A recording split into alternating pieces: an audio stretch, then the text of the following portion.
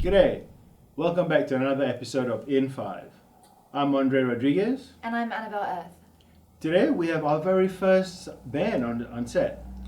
They are called Loose Ends and they've been performing in Perth for the past 10 months. Made up of 5 members who all really enjoy music and they're here today to share their thoughts with us. Put your hands together for Loose Ends. Thanks for joining us, guys. We really appreciate it. Thank you for having us. So who's the main singer then? I know there's always a fight between bands. Who's the lead singer? He's literally not here today. Oh, Only the important guys are here today. Yeah. Only, so- oh, nice. Oh, okay. He's actually working, but yeah, Yeah. I got out of work to be here, Oh, which is good. we appreciate that. We appreciate it. We're better though. Who wants to go to work? So who are we aside from Loose Ends? We've got South Cassili on keyboards. Craig Andres, drummer. And Andy Girotis on bass. and we're missing Simon, and who else are we missing? Paul Biggerstaff, he's our guitarist. Oh, awesome. So you guys, how long have you been playing together? I actually used to play in a school band back in high school with Paul, the guitarist. So we've known each other for since we were about 13, 14 years old. That's awesome. Yeah, we've sort of played in a few bands together, and then we didn't sort of see each other for a while, and then we've only sort of come back together recently again and formed this band as it is today. So, but with me and Paul, like many years, with these guys here, only a few months really. So how long have you guys been playing together? 10 months. 10 months. Yeah. Jeez, Yeah. that's not long at all. No, the band's really taken off in 10 months. We started gigging, and actually we were caught short because we rehearsed about 20, 25 songs, and we started getting gigs. Okay. And we started playing weekly, and then didn't have time for rehearsals, and people asking, can you have more songs? Oh. So we're building our repertoire now, so we've got a really strong repertoire now. Alright. And we're gigging every week, sometimes 2 times a week, which at this time in Perth is quite unusual. And we've been really fortunate to 5 guys came together, really hit it, and on our way. How did that start? Whose brainchild was it? I mean, did somebody just sit on That over was a beer? Craig and Paul. Yeah? Yeah. Yeah, we like I said, we hadn't spoken in years and years, and then we sort of got back together, and then we only had one rehearsal between just me and Paul, and the magic was there. You don't lose it. You only meet certain people that you're supposed to play music with once in your life, and Paul's that guy I'm supposed to play with. And we had a practice, and we thought, oh, this is really good. Let's get a band together and just do this one more time, because like we were in our 20s when we played last time in the pub scene around Perth, back when it was the good old days, as everyone talks about, you know, when you used to get 800 people come to a gig. That all changed, as we all know, but we thought, yeah, let's do it one more time. And I sort of got into this band by chance and luck, you know. They were playing at the South Holds Mental Beats, Blue Beats. sorry. And he brings the bands down, and his band was not playing, and I started mixing them, and I thought, wow, these guys are really, really good, you know.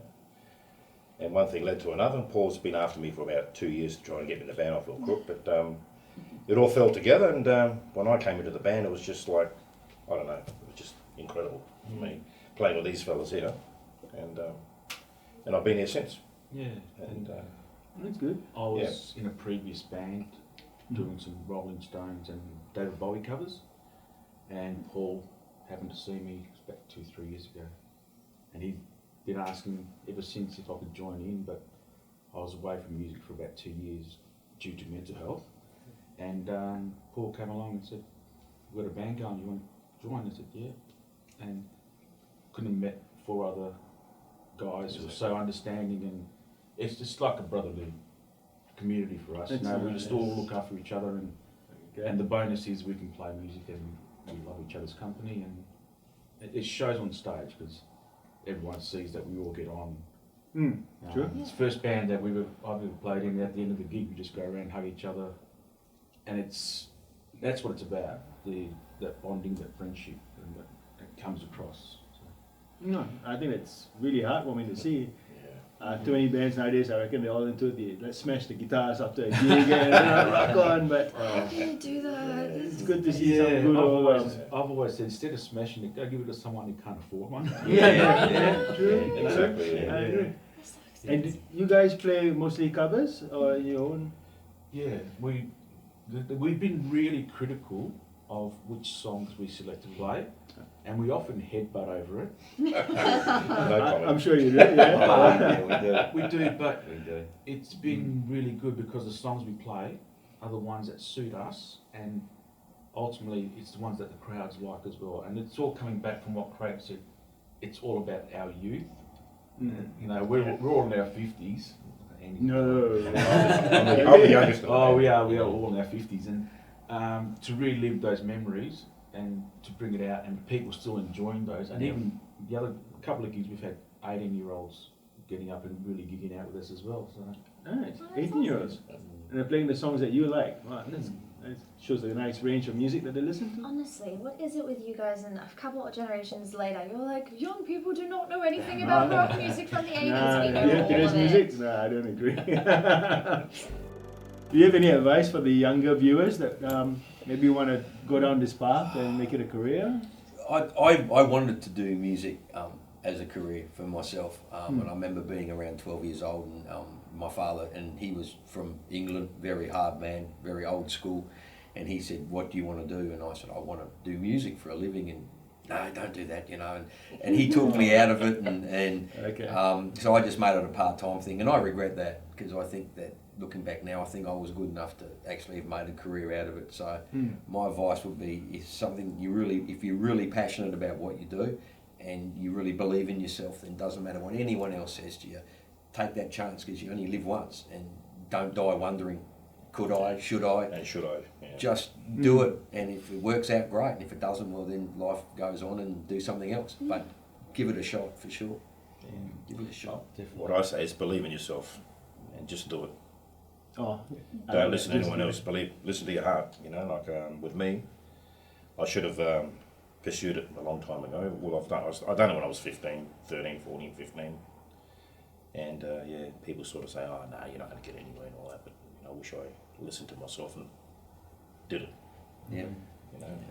my advice, Yeah. same as Craig, is to follow your passion. Follow your But I passion, think I was a bit more conservative. I actually went through and became a teacher, enjoyed that for many years, and music was put aside while I had my family, pursued that career, and but it's always been there in the background for me, either listening to it, going out and watching other guys play, and now playing again, which I didn't think would ever happen, because a few years ago I swore that I was never going to play in a band again.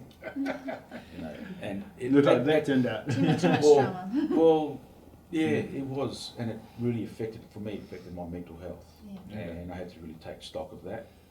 And now these guys have come along, and all happening. it's been really good. So You go. yeah, so follow your passion, but I took the conservative approach, thinking that music would be a really hard career to get into. So I followed something else first, but it's always in the background. And I tell the kids at school, if you've got a passion, music, sport, it'll be with you for your life. So always give it time. You know, just don't pursue your working life, because your working life will eventually come to an end, or somewhere along the line there'll be pitfalls and ups and downs, but you need something in your life that brings your passion out and makes you feel good. Okay. Wise words. It's funny how when you said you were a teacher, and I had this flashback of Jack Black when he started bouncing around. Like, wait, I have jumped on the desk a few times. Yeah. I've fallen off as well. I mean, I know you've only played for 10 months, but are there any stories or any funny incidents that happened while playing? Or There's, Do we I dare say? I saw Which that. one? There's something. yeah. Which one was that? I'm pretty straight-laced. I don't drink, and I just drink water and coffee. And one gig I was feeling a lot of pain. So at the end of the first set, I went to the car and I took some really strong painkillers. Yeah. Not drugs. Not No. drugs.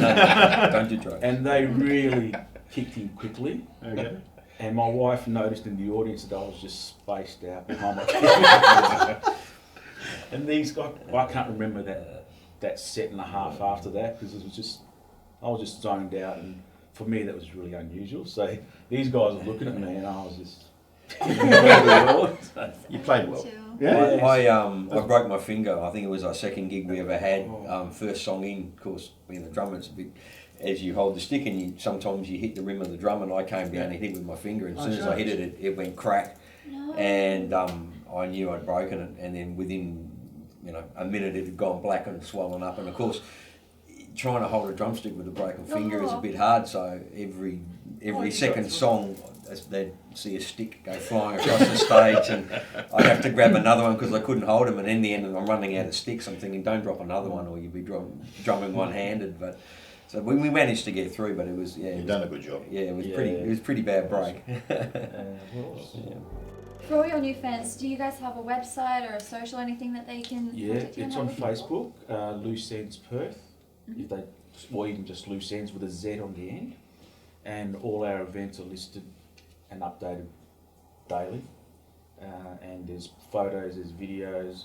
There's an actual video that Red Light Films did for us as well. I love your precious heart. I was standing, you were there, two worlds colliding, and they can never tear us apart. So there's a promotional video on there, so that's there. And yeah, we haven't got any recommendations yet, but we'll have to get our fans to sort of get on there and start plugging those. But yeah, all the information's there. And you can book us through there too. Yeah, content for a we do private parties or corporate things like that as well. So. Have you done a wedding or anything like that? No, not yet. Not yet, no. Some rock and roll. Not yet. Not even a funeral. But, Oh, my family would be down for that, trust me. Yeah. Oh, hell yes. You've got a weird family. It'd be interesting. Mr. Vicki and it would be. All right, gents, I'd like to thank you all for coming on today. It's been an absolute pleasure to see you guys, and we will definitely come around and watch you, and we'll add the video to this clip at the end of it all. Yes. Awesome. Fantastic. Thank you for having us. Thanks very much. Thank you. Awesome experience. Thank you. Great experience. Oh, thank you guys. All right, guys, so we've got quite a bit going on for the next week. So this week we have a production of Ugly Virgins is running from the 3rd to the 19th of June. We suggest you wear protection for the theatrical roller derby experience. Tickets can be found at blueroom.org.au. From the 10th to the 16th at the Roundhouse Theatre, waapa students are going to be putting on a satirical comedy, so please go check those guys out. It's always worth seeing them growing and getting better at their art. You can get your tickets at waapa.ecu.edu.au.